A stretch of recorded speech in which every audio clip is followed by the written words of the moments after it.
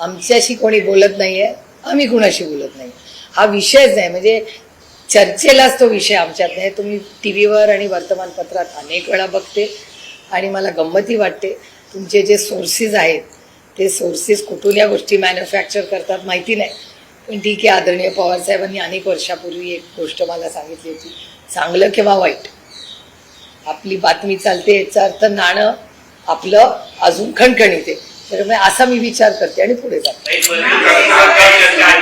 मर्जरच्या संदर्भात काही चर्चा सुरू आहे, कारण वेगवेगळे प्रश्न समोर येत आहेत, त्याचं एकदा तुम्ही बोलून टाकलं म्हणजे सोपं आहे.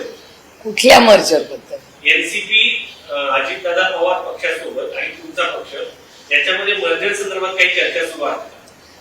माझ्यापर्यंत असली कुठलीही चर्चा कालही नव्हती, आजही नाही. दादा असताना दादा, मी आणि जयंतराव आणि त्यांच्या पक्षातले काही नेते मला कुठली उणीधुणी काढायची नाही, काही जुनं मला काढायचं नाही, कारण का मी वास्तव, आय लिव्ह द मोमेंट, त्या क्षणात. मी इतिहासात रमत नाही.